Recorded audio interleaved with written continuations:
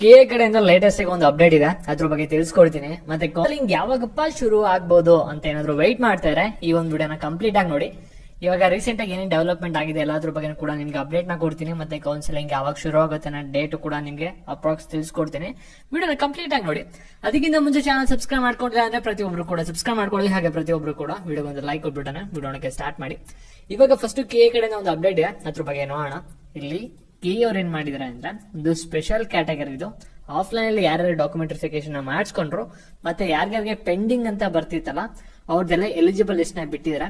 ಇಲ್ಲಿ ನೋಡ್ಬೋದು, ಮೊದಲೇ ಒಂದು ಲಿಸ್ಟ್ ನ ಬಿಟ್ಟಿದ್ರು. ಅಲ್ಲಿ ಸಾಕಷ್ಟು ಜನದ ಏನಾಯ್ತು ಅಂದ್ರೆ ಪೆಂಡಿಂಗ್ ಅಂತ ಇತ್ತು, ಎಲಿಜಿಬಲ್ ಅಂತಾನೂ ಇರಲಿಲ್ಲ, ನಾಟ್ ಎಲಿಜಿಬಲ್ ಅಂತಾನೂ ಕೂಡ ಇರಲ್ಲ. ಇಲ್ಲಿ ಪೆಂಡಿಂಗ್ ಅಂತ ಯಾರ್ದೇ ಅದಿತ್ತಲ್ಲ ಎಲ್ಲಾರ್ದು ಕೂಡ ಇವಾಗ ಕರೆಕ್ಷನ್ ಮಾಡಿದ್ರೆ ಎಷ್ಟು ಜನ ಎಲಿಜಿಬಲ್ ಬಂದಿದೆ, ಎಷ್ಟು ಜನ ನಾನ್ ಎಲಿಜಿಬಲ್ ಬಂದಿದೆ. ಹೊಸ ಲಿಸ್ಟ್ ನ ಬಿಟ್ಟಿದ್ರೆ ಸ್ಪೆಷಲ್ ಕ್ಯಾಟಗರಿಯಲ್ಲಿ ಬರೋರು ನೋಡ್ಕೊಳ್ಳಿ, ಸರಿನಾ? ಇವಾಗ ನೆಕ್ಸ್ಟ್ ನಿಮ್ಗೆ ಮೇನ್ ಆಗಿ ಬೇಕಾಗಿರೋದು ಎಲ್ಲರಿಗೂ ಕೂಡ ಕೌನ್ಸಿಲಿಂಗ್ ಯಾವಾಗ ಅಂತ. ಯಾಕಂದ್ರೆ ಸಾಕಷ್ಟು ತಿಂಗಳಿಂದ ವೆಯ್ಟ್ ಮಾಡ್ತಾ ಇರ ಕೌನ್ಸಿಲಿಂಗ್ ಗೋಸ್ಕರ. ವೆರಿಫಿಕೇಶನ್ ಸ್ಲಿಪ್ ಕೂಡ ಬಿಡ್ತಾರ, ಆಪ್ಷನ್ ಎಂಟ್ರಿನೂ ಕೂಡ ಸ್ಟಾರ್ಟ್ ಮಾಡ್ತಾ ಇಲ್ಲ.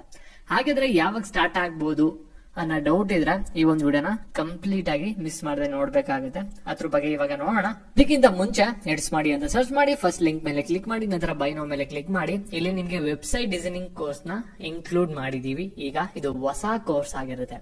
ಈ ಒಂದು ಕೋರ್ಸ್ ನೀವೇನಾದ್ರೂ ಪರ್ಚೇಸ್ ಮಾಡಿದ್ರೆ ನೀವೇ ಒಂದು ವೆಬ್ಸೈಟ್ ನ ಕ್ರಿಯೇಟ್ ಮಾಡಬಹುದು. ಇಲ್ಲಿ ಎಡಿಸ್ ಮಾಡಿ ಅಂತ ಏನ್ ಸರ್ಚ್ ಮಾಡ್ತಾ ಇರ್ತೀರಾ, ಇದೇ ರೀತಿ ನಿಮ್ಮ ವೆಬ್ಸೈಟ್ ಬರುತ್ತೆ. ಈ ರೀತಿ ಸರ್ಚ್ ಮಾಡಿದಾಗ ಆ ರೀತಿ ಒಂದು ಕ್ರಿಯೇಟ್ ಮಾಡಬಹುದಾಗಿರುತ್ತೆ.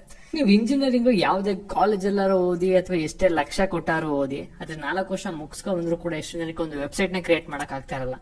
ಇವಾಗ ನೀವು ಏನಾದ್ರು ಒಂದು ಸ್ಕಿಲ್ ನ ಗೈನ್ ಮಾಡ್ಬೇಕಂದ್ರೆ ನಿಮ್ಮ ಅಡ್ಮಿಷನ್ ಫೀಸ್ ಜೊತೆ ಒಂದು ಸ್ಕಿಲ್ ಗೈನ್ ಮಾಡ್ಕೊಳಕ್ ಒಂದು ಫೀಸ್ ಅರೇಂಜ್ ಮಾಡ್ಕೊಳ್ಬೇಕಂದ್ರೆ ಒಂದು ಕೋರ್ಸ್ ನ ಬೈ ಮಾಡಿ, ನಿಮ್ಗೆ ಕೂಪನ್ ಕೋಡ್ ನ ಯೂಸ್ ಮಾಡಿ KECT 2024 ಅಂತ, ಇದ್ರ ನಿಮ್ಗೆ ಡಿಸ್ಕೌಂಟ್ ಸಿಗುತ್ತೆ.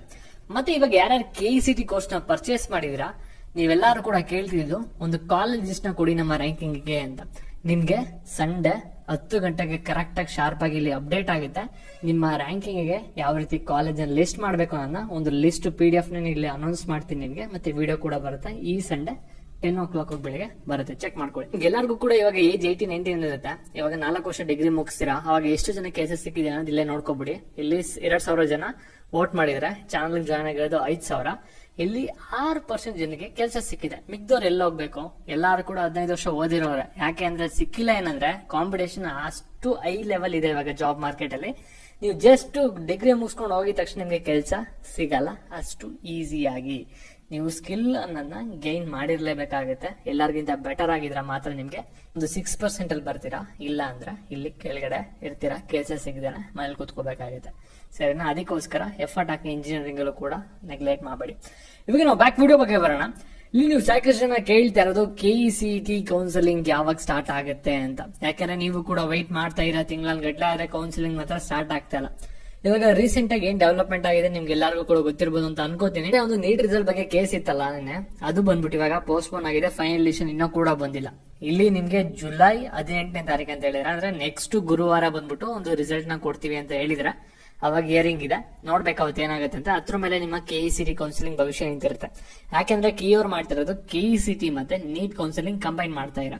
ಹಾಗಾದ್ರೆ ಕೌನ್ಸಿಲಿಂಗ್ ಯಾವಾಗ, ಕೌನ್ಸಿಲಿಂಗ್ ಯಾವ ರೀತಿ ನಡೆಯುತ್ತೆ ಅದ್ರ ಬಗ್ಗೆ ತಿಳಿಸ್ಕೊಡಿದವ್ರೆ. ಇಲ್ಲಿ ಕೌನ್ಸಿಲಿಂಗ್ ಅಂದ್ರೆ ಏನಿಲ್ಲ, ಜಸ್ಟ್ ನಿಮ್ಗೆ ಸಿಂಪಲ್ ಆಗಿ ಇವಾಗ ಏನ್ ಮಾಡ್ತಾರೆ ಅಂದ್ರೆ ವೆರಿಫಿಕೇಶನ್ ಸ್ಲಿಪ್ ನ ಬಿಡ್ತಾರೆ, ಡೌನ್ಲೋಡ್ ಮಾಡ್ಕೋತು ಅಂದ್ರೆ ಕೌನ್ಸಿಲಿಂಗ್ ಗೆ ಇಂಟರ್ ಆಗಕ್ಕೆ ನೀವೇನೋ ಇನ್ನೂ ಹತ್ರ ಬಂದಿದ್ದೀರಾ ಅಂತ.